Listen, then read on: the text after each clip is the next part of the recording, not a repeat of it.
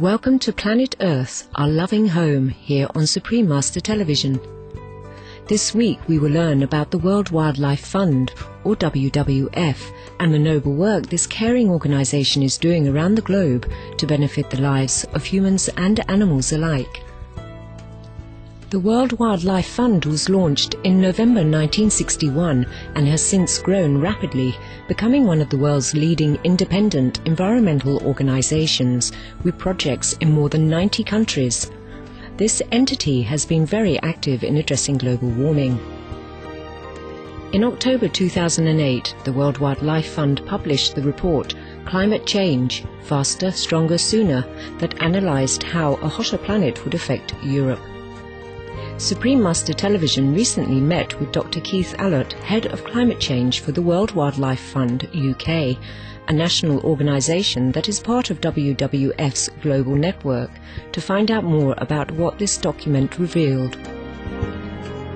We all know, I think now, that climate change is a major threat and that it's a real threat, and that's the very strong consensus of the world's scientists, and a major report that came out in 2007 by the world's leading group of scientists, the Intergovernmental Panel on Climate Change, confirmed precisely that.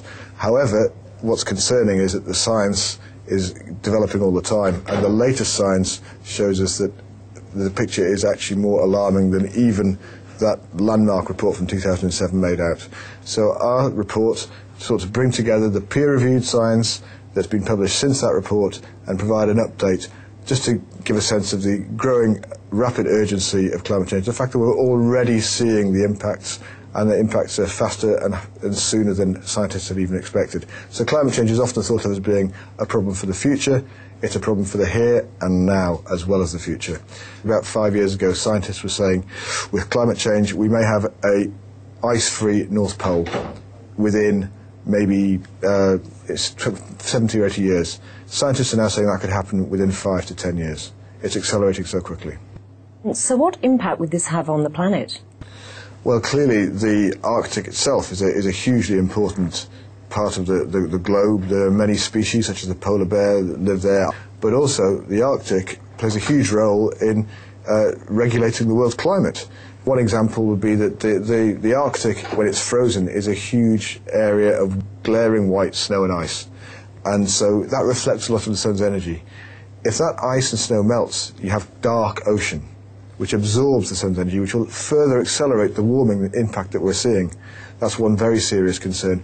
Another concern is that locked up in the ice, locked up in the frozen tundra, is many, many, many millions of tons of a gas called methane, which is a very powerful global warming gas.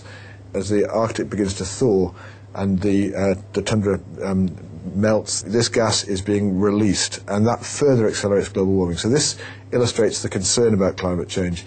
As we start to move the planet into a warmer state, you start to trigger these feedback loops and cycles which can actually lead to runaway climate change. And we're very concerned that the Arctic may be the first sign that we are beginning to trigger some of those feedback mechanisms. Unless we act quickly to reduce the rate of warming now, then we can see a runaway warming. You have a Adopt a Polar Bear campaign. Sure. This must be bringing awareness to people about the Arctic sea ice melt as well, the plight of the polar bears. What response have you had, and how can people get involved? We've had a very good response to this, and clearly climate change can seem such a huge, all-encompassing threat, but also it's very important to make it real to people. And I think the polar bear is only one particularly iconic example of the immediate urgent threat of climate change. So we have Adopt a Polar Bear, which helps people to connect with the issue. Continuing with the oceans, this great ice melt is going to cause, of course, rising sea levels. Sure.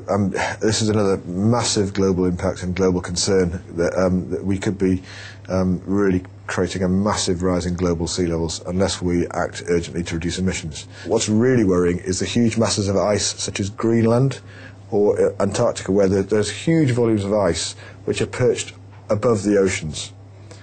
And once you trigger the melting of those ice caps, the Greenland ice cap, the Antarctic ice cap, and they begin to melt, then they will raise sea levels very, very dramatically. So if the Greenland ice cap melts, global sea level would rise by about 7 or 8 meters. Now that's a staggering figure. That would wipe out huge parts of the world's coastline, many of the world's greatest cities fall well below that sort of level. Whole countries actually are already risking being wiped off the map by sea level rises of less than a metre. What has the WWF asked the EU to do following the latest science on climate change and carbon emissions? Well, we're looking for all countries in the world to begin to show leadership on this issue. We've seen a lot of rhetoric and an increasing recognition at a high level, perhaps, about the importance of the problem, but we've yet to see the urgency of the response.